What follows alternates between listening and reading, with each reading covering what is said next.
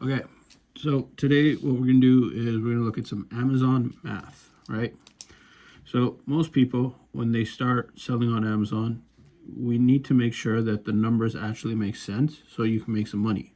Because otherwise, you're just going to be spending a lot of money and not putting anything in your pocket, which defeats the purpose of launching a business, unless you're doing a charity. So the first thing most people want to consider is your COGS, or your cost of goods. Cost of goods. This is going to include everything that it actually costs for your product to actually get into your hands. So not into the customer's hands, but what it costs you to create the product. So that could be your production. If you're ordering a product from, let's say, China, and let's say you order 1,000 units, and we'll keep numbers really simple, units, and each unit is going to cost you $10. That's a $10,000 spend, but each unit is going to cost you $10. Then you're going to have your shipping, your handling, and whatever costs you need to incur to get that product actually in your hands, right? So let's say altogether that comes up to $15K. That means each one of your units is going to cost you about $15. Simple, right? We'll keep things simple. Take out taxes and tariffs and all that fun stuff. The next thing on Amazon, what you're going to have to do is look at what it's actually going to cost for your product to get into your customers' hands. Now, typically, most brands, we recommend using FBA, which stands for fulfilled by Amazon. Basically, that just means Amazon's going to handle the delivery, the handling, the shipping, making sure that it goes from their warehouses to the customer. On average, they take up about 15% of your sale price, depending on size. Oops, that should be a percentage. So we'll go 15%. So let's say for this product, you're selling at $100. Oops, $100. That means they take $15 from your sale price. Now, most oftentimes, if you have a product that's $10, it's hard to sell it for $100, but we'll dive into that in just a second, how you should actually price your product. So, 15% is going to go there. The next thing you have to focus on is advertising. Now, just because your product's on Amazon doesn't mean people are going to be able to find it, because you have competitors. So whether you sell something like protein powder, a mic stand, a hairbrush, whatever it may be, you're going to have competitors, right? Other people that are selling these items that also want the same customers you're going for. On average, this is going to be your most expensive thing, depending on how you run it and how you set things up. People can have advertising costs anywhere from, I've seen some brands have 4%, all the way up to, this can go up to like 1,000% if you're not careful.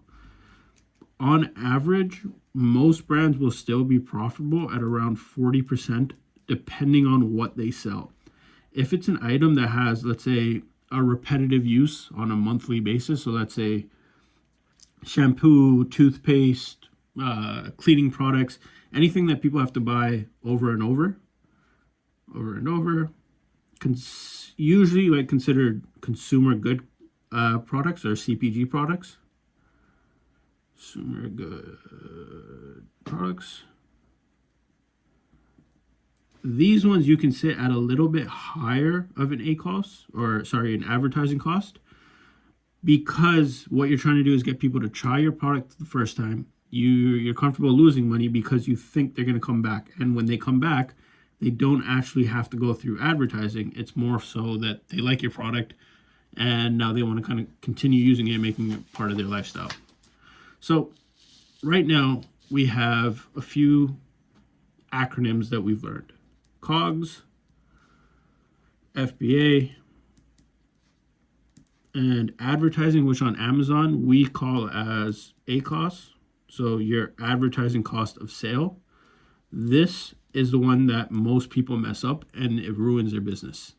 if you're not careful with how you're advertising your product, when you're advertising it, and who you're advertising it to, you're going to burn a lot of money, and there goes your Amazon business. So how do you want to find the right ACoS for you? There's two things that you got to look at, depending on which side or which brand you are. If you sell a one-time product, what I usually recommend is find something with a high price point, something north of like $70. And there are like some CPG companies, protein powders and stuff that will hit like this mark as well. But usually the more expensive your product is, the better it is as a one-time product, because the margin just, means what you pay for it. So pay compared to sell. And you make the difference between what you paid for and what you sell. Now you want this number in the middle to be as big as possible. That allows you to have a little bit more room to advertise. So using real numbers, let's say you have a product that you sell for $300, right? That's your sale price on Amazon. That product might typically cost most people $100, including shipping from China or whatever it may be to get into Amazon's warehouse. Now that's $100 gone. So you have a $200 margin left. Amazon's going to take 15% of this, which is about $45. So that's another $45 gone. That leaves us with $155. Now, typically advertising on a $300 product, you can see anywhere from, let's keep it simple and just say 10%. So that's another $30. Now, the reason that this 10% has like an asterisk beside it is usually the higher the price point of an item, the more window shoppers you're going to get, which means more people clicking on your ads, but less people actually converting. Depending on how popular this product is, your ads can be like 50 cents to like $5 a click. So on Amazon, if you have like a really strong landing page, your conversion rate should be about 10%, which means for every 100 clicks, you should get 10 people buying this product. But it costs you this many clicks. Now, if you have a $5 cost per click, so each click costs you $5, that means you spent $500. Let's try to make sure that we stay in frame here. You spent $500, but you're able to achieve this 10% conversion rate. You sold 10 of these, which means you got $3,000 in sales.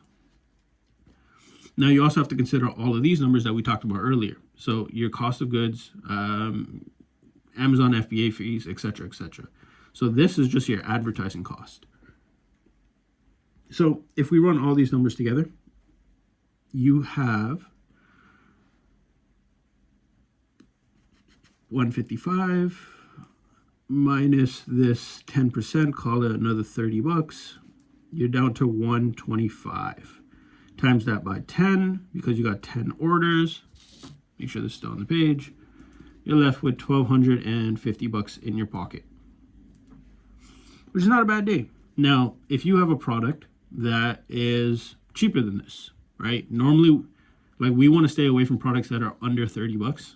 So let's say you have a product that you sell for $30 and your cost per click is, let's say, $3.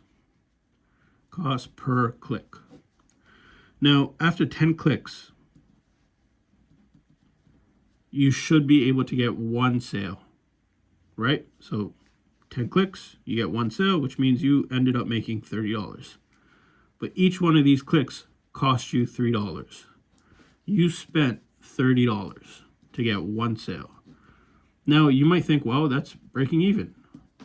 But you got to remember, you have your cost of goods, which would have been, let's say, $10. So that's minus $10. Then you have your advertising fee, which is going to be this number here. So your ads cost you $30. And then you also have your FBA fees, FBA, which is about 15%. At the end of all that, 15% of 30 is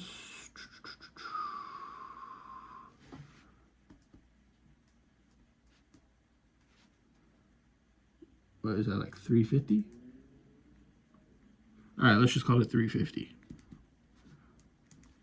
So you're actually out $13, $13.50 for every sale you make. So the more sales you make,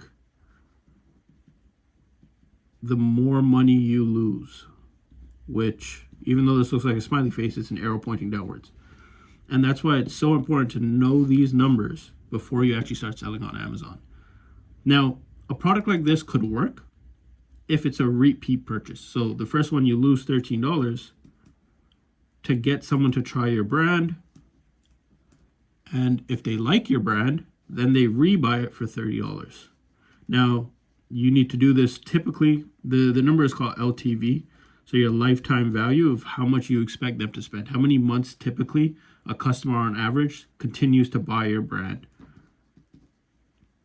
Now, once you know this number, then this becomes a little bit more attainable, or it's easier to swallow, because you're able to understand how long you need to run this sort of deficit to see your money come back. And then you can start building loyalty for your customers, which in the long run is how you can build a profitable CPG brand.